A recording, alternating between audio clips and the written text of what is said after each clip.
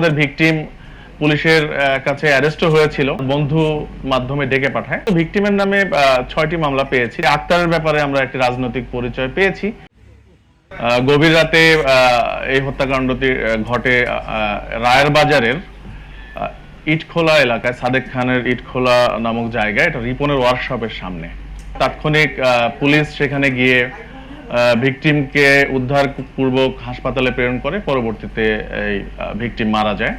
আমরা এই ঘটনার সঙ্গে সংশ্লিষ্ট 4 জন অভিযুক্তকে আটক করতে সক্ষম হই। পরবর্তীতে ঘটনার আলামত হিসেবে একটি মোটরসাইকেল এবং একটি সুইচ গিয়ার চাকু আমরা আলামত হিসেবে জব্দ করি। তাদেরকে ঢাকার কেরানীগঞ্জ থেকে ধরা হয়েছিল। 4 জনের নাম হলো মুন্না, আক্তার, মিরাজ এবং নয়ন ওরফে খোকন।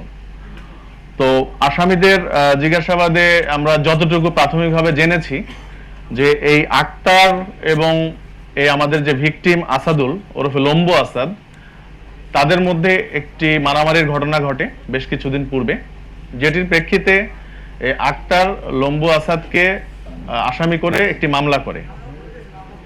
পরবর্তীতে এই মামলায় আমাদের ভিকটিম পুলিশের কাছে অ্যারেস্ট হয়েছিল এবং জেলও খাটে। পরে কিছুদিন আগে জামিনে মুক্তি পেয়ে এই ভিকটিম বের হয়ে আসার পরে এই ঘটনার রেশ ধরে সেই সাথে এই আক্তারের সাথে আগের টাকা পয়সা সংক্রান্ত একটি বিরোধ তার ছিল। এই দুটি কারণে আক্তার প্রতিশোধ স্বরূপ এই আমাদের যে ভিকটিম লম্বু আসাদ, তাকে গভীর রাতে তার বন্ধু মাধ্যমে ডেকে পাঠায়। পাঠানোর পরে তার বন্ধুর সঙ্গে একসঙ্গে এখানে আসার পরে অতর্কিত হামলার শিকার হয় এবং বেশ কয়েকটি ছুরিকাঘাত তাকে করা হয় এবং ইট দিয়েও তাকে আঘাত করা হয়। আমরা এখন পর্যন্ত ভিকটিমের নামে 6টি মামলা পেয়েছি। 4টি মাদক, একটি অন্যান্য ধারার মামলা আর একটি দ্রুত বিচার আইনে মামলা। আমরা যতটুকু পেয়েছি ভিকটিমের নির্দিষ্ট কোনো পেশা নেই।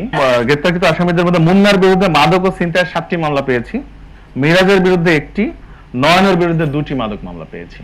আক্তারের বিরুদ্ধে এখন পর্যন্ত আমরা মামলা পাইনি, তবে আমরা এখনো তার পিসিপিআর নিয়ে কাজ করছি। আক্তারের ব্যাপারে আমরা একটি রাজনৈতিক পরিচয় পেয়েছি, তবে এটি ভেরিফাই করে আমরা দেখব যে আসলে তার যে পদটি আমরা জানতে পারছি এটা এক্সিস্ট করতেছে কিনা বর্তমানে। যে আসামি বলবো না, অভিযুক্ত যে 4 জনকে আমরা ধরেছি, এই 4 জনের মধ্যে তাদেরকে সিসি ক্যামেরা দেখা যাচ্ছে, তারপরেও কিন্তু তারা এসে বলতেছে তারা নির্দোষ। তো এখন তারা কার কথায় কাজ করে, কার ইয়েতে কাজ করে, এটা আমাদের কাছে যদি বলে তাহলে আমরা অ্যাকশনে যেতে পারবো। পরে সে যদি ডিক্লাইন করে তাহলে তো আমরা একজনকে ধরে নিয়ে আসে, পরে দেখা গেলো যে সাক্ষী আমার সেই বলতেছে না আমি এর আন্ডারে কাজ করি না, তখন তো পুলিশ বিতর্কিত হবে।